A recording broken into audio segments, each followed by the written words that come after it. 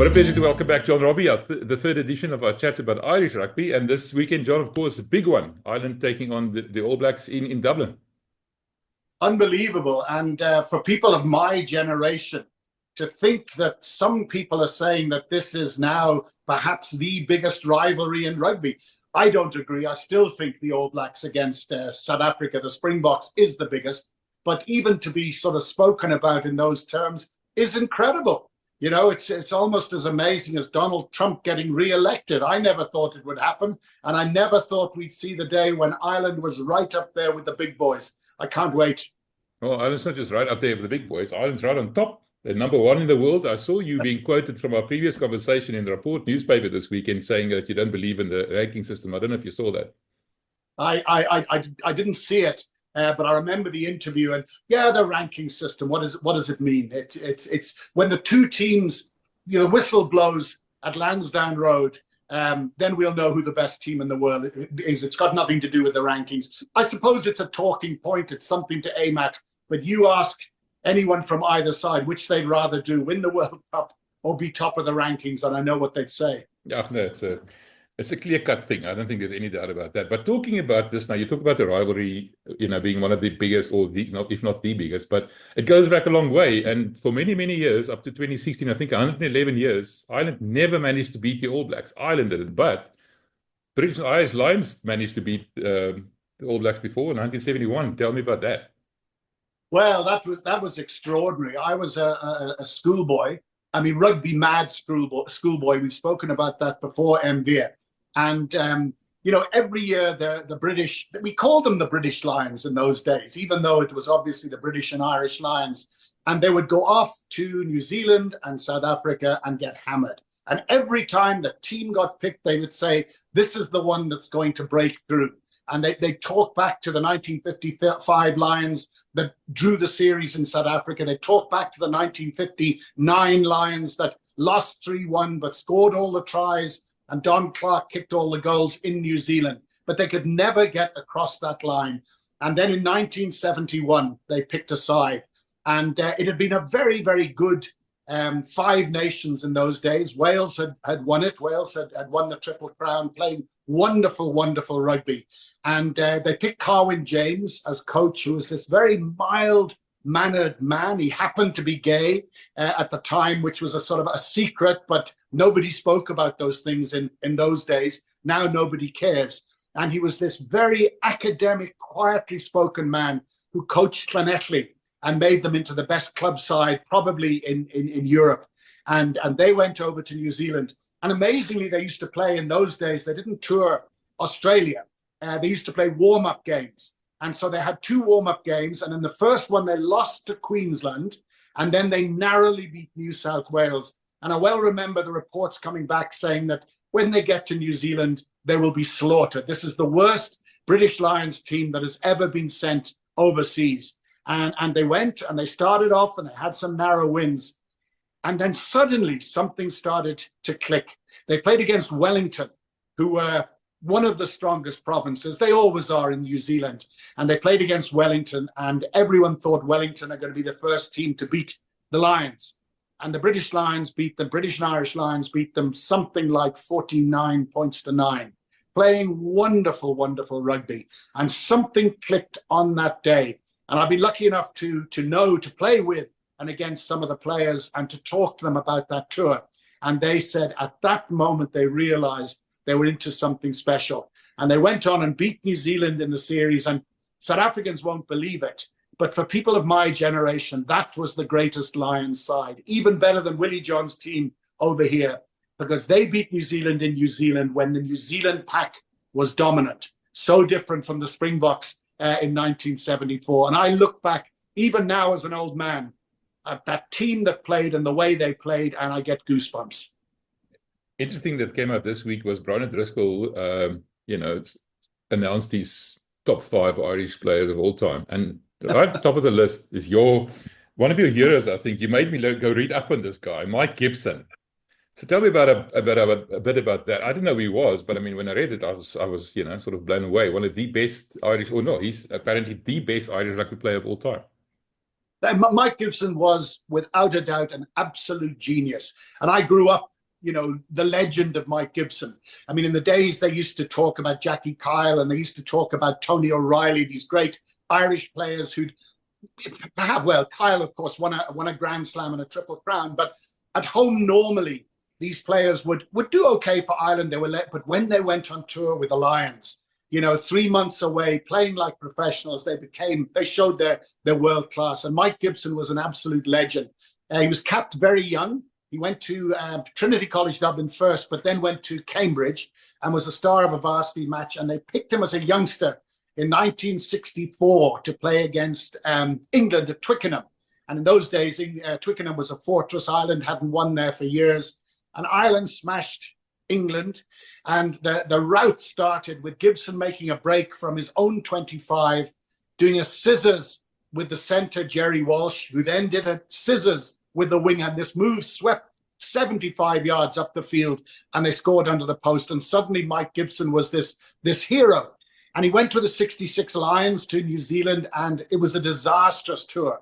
The wrong captain, Mike Campbell-Lamerton, was picked as captain. New Zealand won the test 4-0. They hammered the Lions. But Mike Gibson was an absolute star. And I was lucky enough at the beginning of my career to overlap with Mike. And I used to joke because my name is John Cameron Robbie, and he was Cameron Michael Henderson Gibson. So I also used to pull his leg and say, when I was born, I was named after him, because he was so old. And the players used to get a great laugh at that one. And I was lucky enough to play with Mike Gibson at the end of his career. And amazingly, I was the youngest on the team by miles. I was just 20 years of age, and he was the oldest of on the team by miles. And we were two teetotalers. So as a result, when the team was celebrating or drowning their sorrows, we used to go off and have a cup of coffee or an orange juice or something. And Mike became something of a mentor to me. And I realized he was a very, very deep thinker. He was never one of the lads. He was never one of the popular guys who'd be the front of everything. I mean, he enjoyed himself, but a very, very quiet spoken man, an intellectual spoken man. But my goodness, what a rugby brain, and what a physique. He used to train, you know, clubs in those days used to train twice a week, and you'd do probably physical work on a Tuesday, end off with a hard physical session, and then on the Thursday would be teamwork. When his club, NIFC, used to do the physical work, Mike got special permission, and he used to go and train with the athletes. He used to go and train with the athletes on a track. And he was a professional sportsman in the days when we were amateurs. And I'm glad to say I still stay in touch with him. He's in his 80s now, and as fit looking as ever, and a wonderful human being. But if you Google Mike Gibson and go back and look at his play, some of the tries he scored, often in a very bad Irish side, and then switch. And I'd recommend everybody who's listening to this to go and look at highlights of the 1971 Lions in New Zealand. You will see some amazing rugby from both sides. And it was one of the closest series of all time. So much as I love the 74 Lions in South Africa and respect what they did, for me, the absolute pinnacle was the 71 Lions. I mean, listen to this for a back line. They had Gareth Edwards, they had Barry John, they had the captain John Dawes and Mike Gibson in the centre. They had Gerald Davis and Dave Duckham on the wing, and they had the young JPR Williams at fullback. And because the pack at best would hold its own against the All Blacks, they ran just about everything and won the series 2-1 and a drawn game, 4 tests in those days. And amazingly, the manager of the side, before they went off, a guy called Doug Smith, Scotsman, I was going to say Doer, but no, his joke telling was legendary at every dinner. But before the series, he was asked to predict the result. And he said, I think we'll win 2, we'll lose 1 and draw 1. And he was proved absolutely correct. But after that first game against Queensland, everyone thought he was mad. And as I say to you, MV, just talking about it, I can feel the hairs on my arm rise, and I'm back being a schoolboy watching the videos of that tour again. Now, you mentioned you and Mike Gibson playing together. That was in 1976, Irish tour to New Zealand, wasn't it? It was. I got picked, as we spoke in a previous chat, I got picked at the age of 20 out of the blue, and And Mike Gibson was captain for my first 2 games, and then was dropped as captain. He was never a great captain because he would try and, you know, give the rousing team talk, but that wasn't him. But Ireland went on the very first tour to New Zealand in 1976, having won the wooden spoon, and everyone said we wouldn't win a game. And it was one of the happiest tours of all time. And when we went on that tour, I was amazed because everywhere Gibson went, and I hung around with him quite a lot because, as I say, we were 2 of the quieter members of the team socially. And there was always cameras. They were actually making a documentary about Mike Gibson. And I remember all the media and the television and so on, they said the 2 greatest, now bear in mind, this is New Zealand, you know, that country that, along with South Africa, is probably the most passionate about rugby ever, and also honors the past in a huge way. And they said the 2 greatest centres they'd ever seen in the history of New Zealand were Mike Gibson and John Gainsford of South Africa, the Springbok, who of course toured there. And I was lucky enough to know John before he passed away. So I'm proud to say that I knew both of the 2 of them, the 2 great centres. But Gibson was incredible. And I'll never forget the first game we played against South Canterbury, and I talked about that before. How you know, we were so nervous and had a wonderful win. And I remember I threw a pass, and I can remember it like yesterday. We were attacking on the right, and I threw one of the passes, which was very rare in those days, where you sort of lobbed it over the 2 players to try and throw a long pass to the winger. Nowadays, we see it quite often where the packs have hammered away, and then the scrum halves throw that long pass to a winger. And I got it wrong, and their winger intercepted. And Mike Gibson, who was one of the guys I'd missed out, running at full speed, I remember he turned on a sixpence, chased back 75 meters, and tackled the South Canterbury winger in the corner before he got to the line. And I remember looking at that and saying, just as a feat of athleticism, it was incredible. And that came from training with those athletes. So Mike Gibson, I'm proud to call him a friend, and I'm proud to say that I played with him, I played against him, and anybody who loves rugby must look at that 1971 Lions tour. Well, 2016 was the first time the All Blacks lost to Ireland in Chicago, of all places. But before then, also going back in history, 1963 and the likes, you guys came quite close. Ireland, I mean, came quite close. There was a draw here or there, a very close 6-5 scored one time. Talk about that a bit. Yeah, it was the Holy Grail. It was the Holy Grail. Who would become the first Irish team to beat New Zealand? And of course, it ended up being against the All Blacks was Munster in 1978. And those guys still dine out in it. And in fact, they had a Broadway play and a West End play written about that win at Thomond Park, the famous win against the All Blacks. But I can remember in 1963, Ireland losing 6-5, and they went ahead. A debut winger called Johnny Fortune from Clontarf scored a try against the All Blacks. They came back and won 6-5. And then in 1973, Ireland again played New Zealand. It was a hell of a tough game. They were losing narrowly. I think it was 10-6. And then Johnny Maloney, another great player, scrum half, and one of the guys I sort of overlapped with and played against. He was one of my rivals, lovely, lovely guy. Made a break, passed to Tom Grace, the Irish winger. She chipped ahead and won a race with Sid Going and scored in the last couple of minutes in the corner. And this now meant everything was down to the conversion. And Barry McGann, the fly half, lined up that ball. And I was in the terraces. They used to have terraces under the old East Stand behind McGann when he took the kick to win the game and become the first ever Irish team to beat the All Blacks. And as he hit it, it was heading straight through the posts, and the wind took it at the end and it just missed. So it was a draw. So Ireland had never beaten the All Blacks. And I never thought I would see that day, MV, I'll be honest. And then, of course, the game in Chicago, and that out of the blue. And of course, of all places, Chicago, which along with Boston is probably one of the most Irish American cities in the whole country. And the All Blacks were cock a hoop, and they were being lauded as the greatest rugby team ever. And I remember they had celebrities there meeting the All Blacks. And then Ireland won the game, and the whole place went absolutely bananas. What people forget is they played again in Dublin a short while later, and the All Blacks hammered them. But that team was the first team to win. And on the bench that day was a young centre called Gary Ringrose, who of course is now one of the star players for Ireland and a lovely guy indeed. But gee, you know your history about Ireland versus New Zealand, MV. It's nice to hear. You made me read up on it, so I did. So that's why we're having these chats, because I like this. You know, I told you right from the start, I like history. It's one of my. But let me tell you, you mentioned, as I'm talking to you now, I'm remembering things.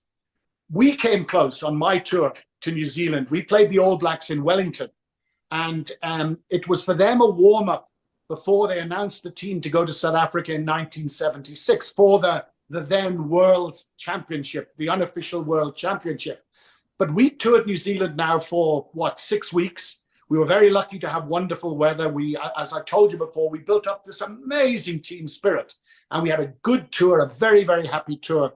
And we played the All Blacks in Wellington in a sunny day with no wind. Now, if anyone has been to Wellington and the old stadium, Athletic Park, that used to be up on a hill, can you believe it? In one of the most windy cities in the world, they built the stadium up on top of a hill. It's gone now, of course, and they have the cake tin down by the harbour. And we played the All Blacks, and we lost 10-3, but we really could have won the game. We could have won it. Chances went missing. Our place kicking was a wee bit off. But what happened was they had a scrum on our line, all right? And we were defending. I was putting the ball in. And I'm getting, you'll notice that I blush when I tell this story because I got slaughtered for it. So put the ball in, it got stuck in the back row, and I dropped back to take a pass from Willie Duggan, the number 8, to clear. The ball came out the side. I dropped back, and the ball came out. And you might remember a legend called Ian Kirkpatrick, the giant flanker from New Zealand. So he had the ball picked up. He had 2 meters to go to the line. He dived across Barry McGann and scored. And of course, John Robbie got slaughtered for it. I was slaughtered for how can I let this happen on our own line and so on. And what had in fact had happened was we brought out a replacement flank, a guy called Jim Davidson, who went on to coach Ireland, passed away sadly some years ago. And he was a brilliant little northern a guy from Dungannon. And I remember the first thing he did when he arrived with the team, our team bus was there, and he arrived at after training. And he jumped onto the bus and he said, "How are you doing, guys?" And he jumped up in the air, holding 2 of the seats, smashed his head off something on the window on the top of the bus, and ended up getting 5 stitches in his head. So that was the very first thing that happened. But he played well and got into the test team, despite the fact that he was a replacement. And so he came on. He was playing in the back row alongside Stuart McKinney and Willie Duggan, who, of course, were 2 British and Irish Lions. And what we used to do was, I don't know what they do nowadays, but if the ball gets caught at the back of the scrum, I used to shout deep, and I would drop deep. The number 8 would then feed me a long pass, and I would clear. Standard practice drill to deal with a wheel on our own line or ball under pressure on our own line. But such were the amateur nature of the team and the training in those days. We thought it was obviously very, very technically advanced and so on, and sophisticated. But someone had forgotten to tell Jim Davidson on the flank what the protocol was in this situation. So, of course, the ball came slightly to his side, and instead of shepherding it across with his foot to Willie Duggan to give to me, he let it come out, not realizing that I dropped three meters back to clear. So as a result, I got absolutely slaughtered. And one of my prized possessions is a letter that Jim Davidson wrote. I wrote him a letter when he became coach of Ireland many years later. And he came back to me and thanked me for the congratulatory letter. And he said, "By the way, I just want to apologize for that mistake in 1976 that set you up for a hammering in the press." So even though nobody else knew about it, I felt slightly vindicated. So many memories, Amvir. Yeah, no, I tell you, I love these stories, man. Well, talking about what happened after 2016, 9 games since then. The Ireland's won 5 of those 9, but they've lost 2 of that 9 were quarterfinals. The 2019 World Cup quarterfinal and then the 2023 World Cup quarterfinal against the All Blacks. So there's a lot of, a lot of niggle here, I'm going to almost call it. Ireland is now the #1 team in the world, like we said in the beginning, and they're now taking on their, I suppose, their arch enemies. They've now come to South Africa, drawn the series in South Africa, which I think I've read that said that the second test that they've won in Durban was probably their best victory ever. I'm not sure if that's the truth, but many would agree. Many would agree with that. Right up there. Yeah. So this weekend's game coming up now. I talk about niggle. I'm not even talking about Johnny Sexton and Rico Ioane, having a bit of a thing there, calling each other some choice names after, Ireland was knocked out of the World Cup. Before we move on, I want to ask you about Johnny Sexton's comments that the best team in the World Cup in 2023 didn't win the championship. What do you think of that? Well, that's a stupid thing to say. With respect, Johnny, and I knew his dad, actually. His dad came just after me as a rugby player, who's a very good scrum half, by the way. But you can't say it. How do you judge the best team? The best team is not on paper. The best team is the team that wins the biggest tournaments. And a World Cup tournament is so wonderful because it combines a league phase. In other words, you have to do well in your group. You have to show that even though you can have a slip up like we did against Ireland, but over that 4-game period, you have to show consistency, and then you have to be able to win 3 World Cup finals in a row. So by any measure, it is the ultimate test of the best team. And the Springboks won it. And you can't argue it. 4 games by a point in the most difficult draw that's ever been had by any team in a World Cup. So I think Johnny Sexton is probably very bitter, because when you think about it, a World Cup win was probably the only thing that is missing from his incredible CV. And it's quite extraordinary, MV, because looking back, I sort of Googled some of the modern players, because I like to learn a little bit about them, not just their playing statistics and so on, where they were at school, because as I've said to you before, Irish schools rugby is incredible. What club they're associated with, even though, of course, now they're fully paid professionals, highly paid professionals with their provinces. And when you look at the CVs that they have, they've won 3 championships, 2 Triple Crowns, they've British and Irish Lions series wins, etc. It's incredible. But of course, the one thing that no Irish player has done for Ireland is to win a knockout game at a World Cup after, 10 World Cups now? It's absolutely incredible. And I think Johnny Sexton will be so bitter about that. Bitter is probably the wrong word. So disappointed about that maybe he said something that he shouldn't, because it's a silly thing to say, let me put it that way. But as we know, in these days of clickbait and podcasts and so on, you're looking for something controversial to say. And he happens to have a book out, which I'm looking forward to reading, about his amazing career. And then we get the situation with Joe Marler, who's also no stranger to controversy, who says that they should ban the Haka. And I've been very disappointed at the number of South African rugby supporters who have agreed with him and said somehow it gives New Zealand some sort of an advantage, which is absolutely ridiculous. And to take one of the great traditions away from the game of rugby would be absolutely sacrilegious in my view. But once again, somebody said something to get some publicity, and my goodness, did it get publicity, and my goodness, has it added to the tension in the build up to the game. I want to talk to you about the Haka just now, because you told me some nice things about your history with the Haka. But before we do that, I want to ask you one question. We've got the Proteas in South Africa in cricket, and they've now unfortunately been saddled with the label of being chokers, ending up in World Cups and never winning a knockout, like you just said. Now, I think Ireland's now lost 8 knockout games in World Cups. Well, the Proteas they've got over that hurdle. They just haven't been able to actually win that tournament. But that's the question I'm asking. That pressure, you talked about that guy having to take the kick to win the series, for example, and the wind blew it away. That kind of a pressure. Do you think Ireland feels that kind of a pressure still? I mean, this is not a knockout game coming up. But is that a label that maybe they can be burdened with, if that's the right word? Well, definitely. I mean, whether it's chokers or whatever, the facts are there. Despite the fact that they've had poor teams going to World Cups and they've had top teams going to World Cups, they have never won a knockout game in a World Cup. That is a fact.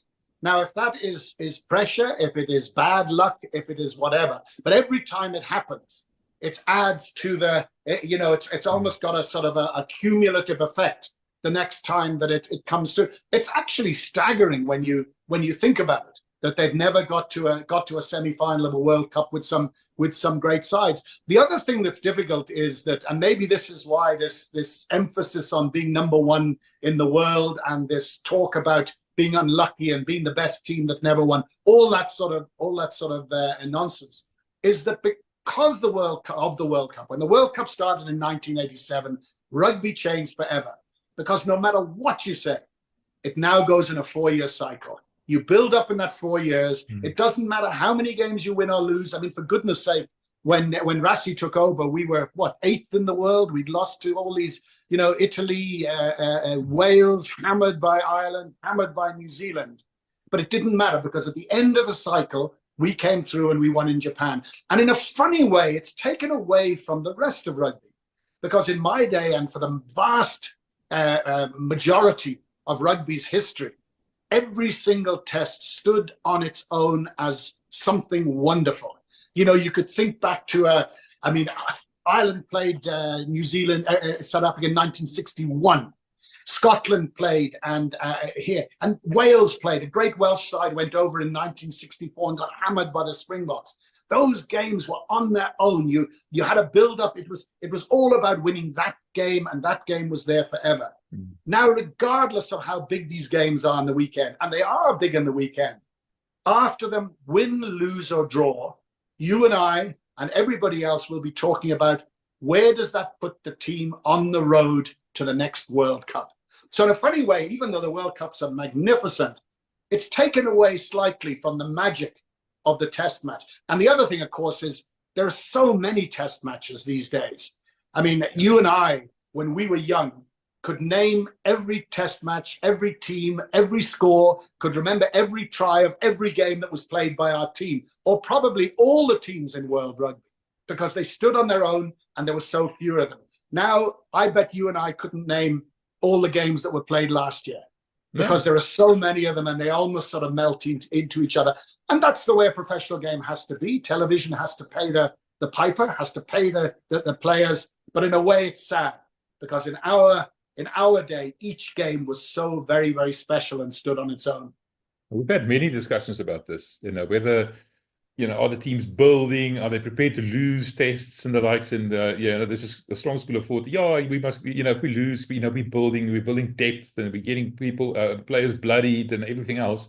But it takes away from the spectacle, if you want to call it, or the tradition. I agree with you 100%. It's not the same. That's why I'm so happy about these tours now. That the All Blacks coming to tour South Africa in 2026. It's going to be a completely different. I'm going to play provincial games, and I actually get goosebumps talking about it. I can't wait. That is what I want to see.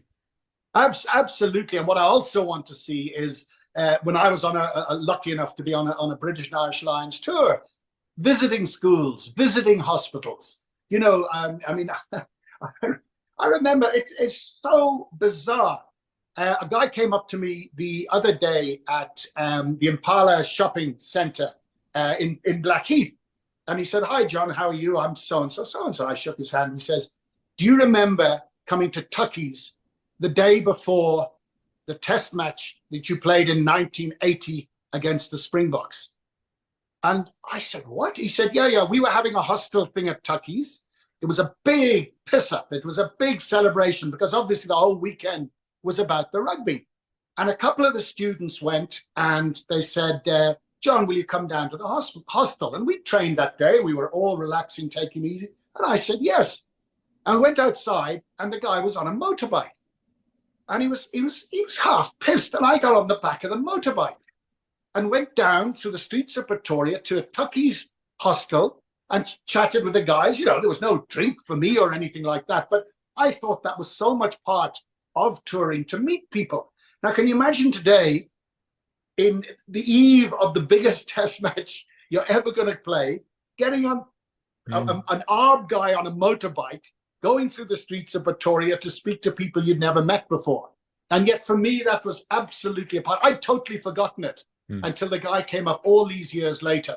And it meant so much to him and to the students that I look back on it now and think, yeah, that was a great thing to do. But if we'd fallen off the motorbike and I'd missed the game, I probably wouldn't have the same views. But go back to the Haka MV, because that's something that irritates me. Yeah. How anybody can criticize it and be disrespected. I mean, we remember at Ellis Park when the music was being played and so on, and there was an apology made about that, and I think it was a genuine slip-up.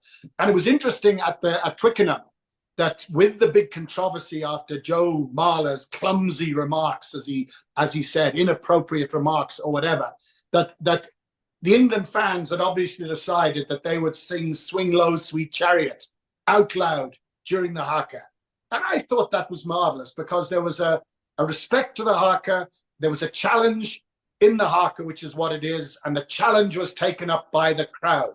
And I thought that was wonderful, rather than booing or anything like that. And yeah, the Haka's amazing. I don't think it's an advantage for the team. I would think that could be a nuisance for a team have to perform a war dance before a game when you want the game going on. But to take it away would have been crazy. But it's amazing the history of it, because if you look and go back to the 70s, when I started playing and so on, and I was lucky enough to face the Haka in that game in Wellington in New Zealand, and I've actually seen it. I remember being scared and saying, my goodness, you're facing the Haka in New Zealand against the All Blacks. This is a moment to be savoured. And that was my memory until I looked back. Somebody had a tape of it, and it was so amateur. They were practicing for the tour to South Africa to do the Haka. You could see the players didn't know the moves. They were slightly embarrassed by the whole thing. And apparently that's the way it was until Buck Shelford, who's a marvelous, marvelous number 8 and a very, very proud New Zealander and a very proud Maori New Zealander. And when he was in the All Black team, he said, guys, this is a disgrace. We either do it properly or we give it up. And then they learnt the history of the Haka, and every All Black who comes in has to go through a learning about the Haka, the meaning of the words, the meaning of the movements, etc. And apparently before they play the first test, all the new players have to perform a Haka in the team room for the rest of the All Blacks. And you can imagine that's like having your homework marked in public. And they are very, very critical of the whole thing. So I think it's absolutely wonderful. The amazing thing is if you go back in the history of the Springboks against the All Blacks, at one time, the Springboks used to have a native dance, sort of that incorporated some Zulu kicks, etc. Oh. Now, obviously, yeah, you go back in it, that the Springboks had a dance, a war dance that they performed like when they played against New Zealand.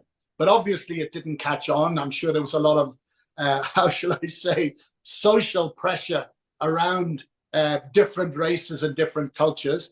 But now we have, of course, the Zulu Warriors who run on, which is fantastic. So that's a little bit of tradition that we've got, and I think as long as it's not over commercialized, that I think these things are wonderful, and I would be angry if they were ever stopped. So Joe Marler, stick it. You mentioned that they didn't do it at home normally, and the one you faced in New Zealand was because they were practicing for the tour to South Africa. But you also mentioned that when you faced them in a university team, you asked them about to do the Haka for you, and they refused. Tell me about that. You're dead right. I'd forgotten that. I was lucky enough to captain Cambridge University for what, 100 and something years. Traditionally, the first game a touring side had when they got to the UK and Ireland was they played Oxford or Cambridge. And they in the early days, they used to play both when they had 40 fixtures on a tour. But then it became a thing that alternated. They alternated. You play Oxford, one team, and then the next team that toured would play Cambridge and so on. And in 1978, I was captain of Cambridge.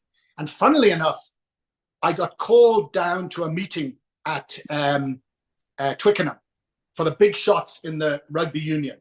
And they said, look, John, if you get hammered by the All Blacks, which as a young student side, we probably would be, they might drop the fixture. They might say, no longer is this fixture available. And so they put it to me that we should play a Cambridge past and present team, which would have included people like Mike Gibson and Gerald Davis and so on.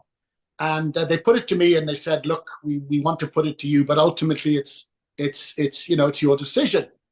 And I remember, because it was quite intimidating, all these sort of legends of the game, officials of the game down at Twickenham. And I'm a little sort of Jimmy. And I remember getting quite cross. And I said, how can I ask my team to go and play against Leicester and Gloucester and Pontypool in the rain on a Wednesday night and get the shit kicked out of us, excuse me. And then when it comes to the biggest game of most of our lives to play against the All Blacks, say you're not good enough. So I, in a sort of, I don't know, a fit of pique, said, in fact, if you go ahead with a past and present game, I would have to consider my position as captain. In other words, I said I'd resign. And so they decided to go with it. And in fact, after the meeting, every single one of them congratulated me afterwards and said, well done, that was terrific. And so I learned a lot about speaking your mind and integrity on that particular issue. But we played the All Blacks, and because it was the first game of the tour, and in those days, as I say, they were sort of embarrassed by their Haka, and they only did the Haka before away internationals. So we put it to the All Blacks. Not Andy Leslie was the captain. Graham Murray was the captain. Wonderful, wonderful player and a wonderful, wonderful guy. Guy refused to play against South Africa, if you remember, for personal reasons, reasons of integrity. And we put it to them and said, look, I know you don't do the Haka away for every game. Now, of course, they do it at the drop of a hat. And I said, but because it's the first game of the tour, students, massive crowd, will you do it? And they wouldn't. They refused to do the Haka. But we played and lost ever so politely, 32 points to 18, I think. So it remains a wonderful memory. But my goodness, when you see those black shirts run out, and those players who nowadays are not as big as they used to be, now the sort of Springboks certainly, and a lot of other countries have far bigger players than the All Blacks. But when you see those black jerseys come out, they seem to grow an extra 6 inches, I can tell you. Well, talking about that, this Friday, those black jerseys are going to run out at the Aviva Stadium. Now, we talked about the Aviva Stadium a little bit before, and we've got our iconic stadiums in South Africa, Loftus Versfeld, DHL lately, Alice Park, of course, the Cathedral. Tell me about the Aviva Stadium. Set the scene for me. What's going to happen on Friday night when that team's run? How many people are in there? What is the atmosphere going to be like? What can we expect? I mean, what are the cliches you use? It'll be electric, and the fact that it'll be an evening game, even though I love rugby, I think the good Lord designated rugby to be played at 3 o'clock in the afternoon. But obviously, things like television and other factors come into it. And there's something about a game under lights, in the winter, chilly, you're there. You've probably had a few drinks at a local hostelry or a local rugby club, because the Aviva Stadium, I mean, you get, without getting all sort of silly about it, some stadiums are in very posh areas of a city, very high-class areas of a city. You think of Twickenham. Some stadiums are in areas that maybe less salubrious. You think of Ellis Park these days, where, and in fact, that's part of the fun of Ellis Park, that you go through this very poor areas and it looks run down, and suddenly this temple to rugby rises. So Lansdowne Road, as I call it, I still can't call it the Aviva Stadium. It's Lansdowne Road for me, because the stadium is on Lansdowne Road. And it's in a very, very posh area. In fact, the American Embassy is just up the road, which will tell you, if you know where American embassies are located around the world, that'll give you an idea. And there's a number of rugby clubs dotted around the area. So what happens is you can meet at a rugby club. There'll probably be games played on the Friday. They'll arrange, even if it's friendly games, but those rugby clubs will become hives of activity. So people will go to the clubs. They'll also go to some wonderful pubs. In fact, one of the pubs is owned by a number of the Irish players from a couple of years ago. They got together and they bought a pub called The Bridge, and it's very, very popular before big matches. So the whole area from lunchtime will just be full of rugby fans, enjoying themselves, having meals, maybe watching games, and building up. And then you go to this incredible stadium, and it's wonderful. It's very, very modern. It has all the facilities. One tiny feature of it, and you notice this, and a lot of people have asked, is that it's a beautiful modern stadium, actually built on the Emirates Stadium that Arsenal Football Club have. They looked at all the stadiums that had been built recently, and they thought this is the one that best suits, with that sort of flowing roof that goes around. But at the one end, you have this tiny little area, a tiny little terrace of about, I don't know, 20 rows. And you sort of say the stadium looks as though it's unfinished. Well, what happened was that the people who lived on that side of the stadium, a place called Havelock Square, they complained that with a new stadium being built, it was going to take their light. It was going to take their light, and there was a big court case. And as a result, that stadium has that funny, almost unfinished end to it, which is sort of quirky. But then I suppose a lot of things about Ireland are quirky. But tragically, and this is something that for me is very, very tragic, but it's the law taking its course. One of the people who was involved in the law case to prevent the stadium being finished at that end was a very, very famous Irish centre called Brendan Mullen. Brendan Mullen, Trinity College Dublin, Blackrock College, Trinity College Dublin, Oxford University, very successful businessman, British and Irish Lions. Brendan Mullen, absolute legend of the game. And sadly, this week, he's just been found guilty of fraud in his business practice and is probably going to go to jail for a long time. And he was one of the main people who fought against, because he lived in that area, the stadium being completed. So there are wonderful stories, as there always should be, about stadiums. And the fact that this is on the same site as the original Lansdowne Road, it is now, I think, the longest international rugby ground in the same location. I think it even beats Newlands. And so Lansdowne Road is very, very special, and the atmosphere will be absolutely electric. And even talking about it again for the fourth time in this chat, MV, I can feel the hairs and arms lifting. How many people can it take? It holds about, I think, 52,000. I think 52,000. If it had that complete thing, it would probably go up to 60-something thousand. But it's beautiful, and it's very well designed. I was there for the one and only time for the European final when Leinster lost to La Rochelle a couple of years ago. And you go in, and in the old days, there was a terrible crush against the turnstiles. It was probably hugely dangerous and very slow to empty, getting in, getting out. Now you drop into these tunnels that go under the stadium, almost like an octopus that puts you to the different parts of the stadium where you're sitting. And you're in and out in a very short time. So it's a wonderful experience. And any South Africans who are there will be treated to a fabulous time, I think, regardless of the result. And my advice would be, after the game, filter back to one of the rugby clubs that are in close proximity, whether it's Bective Rangers, whether it's Old Wesley, whether it's Old Belvedere, Blackrock, whatever, because their clubs will be absolutely humming, and I'm sure you'll get a great welcome. And if you mention my name, just maybe someone will buy you a pint of Guinness. Okay, we'll remember that. Let's talk about the match itself now. It's set up beautifully, I think. Andy Farrell is going to coach the British Irish Lions next year. He's taken this Irish team to the #1 spot in the world. He's beaten South Africa in South Africa, drawn the series. And just quickly, I mean, what a pity that we didn't get a third test just to decide things. That's one of the things we miss the most, isn't it? Absolutely. I mean, this the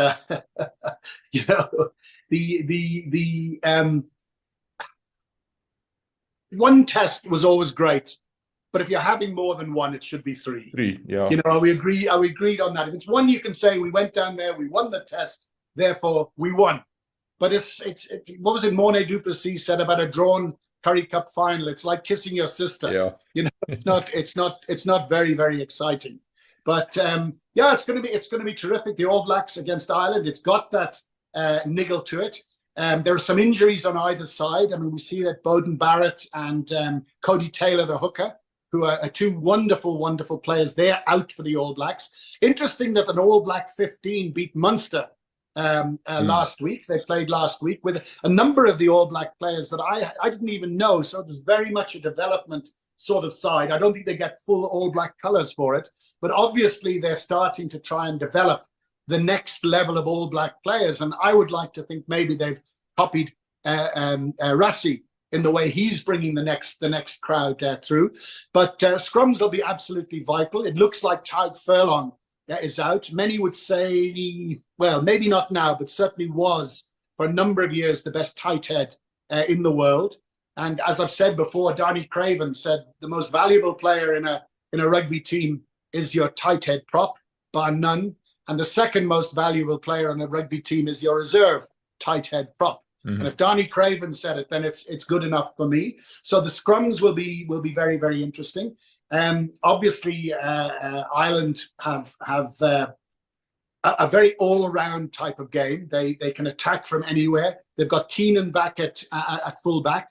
And it'll be very interesting to see how it goes. And with a number of sort of New Zealand-born players in the Irish team playing against the side they once dreamt of playing for, it'll be an interesting dynamic. I hope it's a nice open game. I hope the tinkering to the laws that they're hoping to speed up the game will work. I think that the substitution has gone too far, and this business of bringing on a bomb squad now of totally fresh players when they're not injured, I think is spoiling the game. I think it's very, very unfair on a prop forward who suddenly has to face a top Springbok player coming on fully fit in the 65th minute or something is crazy. But that's the way it is at the moment. And I'll be watching the edge of my seat, sitting in this bar, watching that television. Mm-hmm. I don't agree with you on the bomb squad thing, for the simple reason that, it's not just South Africa that can do it. Everybody can do it. It's the way that, like, the last test between the All Blacks and Springboks in Cape Town this year. I mean, they let their props play by almost the entire game, and that cost them the game. The way that you apply the bench is the trick. I understand what you're saying. It's maybe unfair to bring a fresh six fresh forwards onto the field, but nothing stops you from bringing your own 6 forwards onto the field, don't you think? Yeah, I do. But again, why therefore? Why not play all the teams against each other for 80 minutes? The game was supposed to be 80 minutes. Why do that? I mean, it therefore equalizes things. If all your players are getting tired at the same time, then surely that opens up the game, and the spectacle, that end part of the game where both teams are going for a win, even though the fatigue is setting in, will be wonderful. So I think it's wonderful anyway. Yeah. Why do it? I mean, we can argue about this forever. But having said that, of course, your selection of the 7-1, 6-2, 5-3, etc. That's another talking point, and perhaps another area where coaches have to show their mettle and have to prove themselves. So you can argue it either way. Having said I don't like it, when I see our bomb squad coming on, particularly that front row, I say ours because I'm a Springbok supporter now. I do get that thrill. No, I agree with you. I think it's a matter of depth. We've got a bomb squad that's basically just as good as the running on squad. We talked about it before. You're not a reserve. You just you start a bit late. A finisher, you could have just as well started rather than finished the game. And I don't think all the other teams in the world have that kind of depth. And Ireland is one of the teams that actually is very good at building depth because of their systems. You talk about the academies and the likes. South Africa is obviously one of the world leaders. New Zealand has got a problem with their depth. They're not selecting players that play overseas, for example. And now with Beauden Barrett out, we saw what a difference he made against England this past weekend. Him starting and Damien McKenzie coming off the bench. I think that's going to hurt the All Blacks, the fact that Beauden Barrett can't play, because they sort of found their solution now with Richie Mwanga not being there. Start Beauden Barrett, bring McKenzie on later on. Now they're going to be forced to bring McKenzie on, and I think for me that's going to be the decider. That's going to hurt the All Blacks the most. Yeah, it's interesting you say that, but again, it all starts up front. And I think there's a big question mark against that All Black pack. That the first few scrums will be vital. Of course, one of the problems nowadays is sometimes your first scrum is 25 minutes into the game, which for people of my generation is absolutely unbelievable. But the game is played at such a pace, and when those cracks start to appear, I'm not sure who the referee is. I don't know who the referee is, but hopefully he's not going to be too finicky. And hopefully we see the game decided without going to the VAR too much. But it's a tough game to call. If you ask me to predict who's going to win, I got a feeling it's going to be the All Blacks. I've got a feeling that they now realize that they're, I won't say an existential problem, but certainly that air of invincibility that they had about them. When they lost a game, it was so rare, and you knew the next time they were going to smash the opposition back. That has gone. And funnily enough, that started, I think, at that game in Chicago. That was the game where the All Blacks' air of invincibility was actually started to go away. But now they're building again, and in a funny sort of a way, that takes a little bit of pressure off them. It takes a little bit of pressure off them. Captaincy is a big issue. Team spirit is a big issue. This Ethan de Groot story where he was sort of dropped for disciplinary reasons. We don't know what that. He probably went on a motorbike to some hostel somewhere to have a beer, John. Is that what happened? I'm saying, but you just told me it's something like that. Yeah. Probably. To go down. Sorry, you got me there, MV. You got me there totally. Yeah. So, but that indicates, because I know the All Blacks set their own disciplinary standards. But in the days where the coach said the curfew time is 10 o'clock and you're allowed one beer a night or something, those are gone. What happens now is the senior players sit down with the squad and they work out the disciplinary rules, the rules and regulations. And because they have made the rules themselves, if you break that rule, you're basically going against your own team. So it's self-discipline. And the fact that they have enforced that on such a good player and such an important player indicates to me that they're saying, guys, we're starting at the bottom. We're starting with discipline. We're starting with, we're building again for the future. And it sort of indicates that they're very, very serious about it. So, yeah, it's very difficult for me to tip Ireland to beat the All Blacks simply because of the 100 or so years where it was deemed almost impossible. But I've got a feeling the All Blacks might just do it this time. But I hope it's a hell of a game. And in many ways, I hope I'm proved wrong, because I said before, my Irish mates are very pissed off that I'm a Springbok supporter. But my second team is very, very much Ireland. And when they play the anthem and when they play Ireland's Call, a lot of people don't know the story behind that, by the way. Ireland, they play two songs. They're the only team that plays two songs. And the reason, of course, was politically, at least Ireland is divided into Ulster, which politically is part of the United Kingdom. So when they played the Soldiers' Song, Our Own Navíon, which is the Irish national anthem, which refers back to the sort of the days of rebellion and civil war against Britain, the northern players never used to sing. It was very, very noticeable. Their lips were absolutely sealed. And some of them told me if they went back home to their unionist societies and towns, having sung the anthem, they would be in big, big trouble. But it became something of an embarrassment. So they got a very well-known songwriter called Phil Coulter, who wrote a wonderful song called The Town I Loved So Well about Derry and the troubles in the north of Ireland. Fabulous, fabulous guy. And again, a friend of mine and a wonderful guy, Phil Coulter, Coulter. And I said to him, we need something that will unite the players so they can all sing. So he came up with Ireland's Call, which is this wonderful, rousing song, which so many people absolutely love. And you'll notice everybody sings it with gusto. But as Phil Coulter said to me one day, he said, you'd think they'd give me a couple of tickets for the game after writing the song, he says, but I have to buy them just like everybody else. Yes. Now, just on the game itself quickly, Tana Umaga said that game in Chicago broke the All Blacks wall, or breached the wall, call it that. And then ever since Ireland being on top of New Zealand 5 out of 9 times, it sort of widened that gap. And that's where the rot set in for the All Blacks. So they've got a lot to prove here. I think, my honest opinion, I think Ireland's going to take it. Number one, because they're fresher. The All Blacks had a tough game against England last week. I mean, they could have lost that game with that kick. If George Ford kicked that kick over, they could do nothing. Like Harry said, they had to go watch whether they're going to win or lose the game, whether it's going to go over or not. MV, you know that expression, and I don't wish to be crude. Sure. If my aunt had balls, she'd be my uncle. So don't give me the ifs here, okay? They missed the kick. They didn't kick it over. They lost the game. So, it was a very... I agree, but what I'm saying is they had to really dig deep to win that game, regardless of how they won it. And running out against an Irish team this week that's number 1 in the world, a lot to prove, lots of niggle, like we just talked about. Ricky Yarn is probably going to get a bit of flack from the stands, standing on the side somewhere. I think Ireland's going to take this one. But you can argue it both ways. You can say that Ireland will be fresh and they've got all this motivation. You can also argue that the All Blacks have had a warm-up game. True, So it's true. given them something. And certainly as a player, from my own experience, I know it was in the old amateur days, the more I played, the better I played.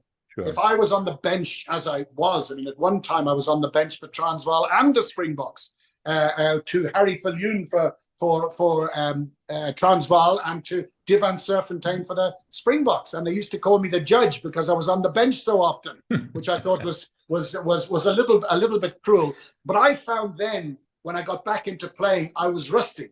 I found that if I kept on playing, if I was in the groove week after week, I played better and better. So you can argue either way, and I suppose that it will only be after the game is over we'll know which of us was right to MVA. Well, John, you said to me before, probably almost the entire Irish team is made up of Leinster anyway. They've been playing together a lot, haven't they? Good point. Touche. Yeah. Now, I can't wait for this. I'm really looking forward to it. Harry, my colleague here, Harry Jones, is going to be attending the match. He's going to be there. Both that one and the Springboks on Sunday. So he's going to do both of them, Scotland and Ireland. So wow. You know, the tough life of a rugby pundit. So there you go. All right, John, I think we covered everything. That was absolutely awesome. Thank you so much. Thanks, MV, and let's hope for a great game. Let's hope for respect at the Haka, and whoever wins, let's hope for no nastiness. Let's hope for hugs and handshakes all round and move on to the next one.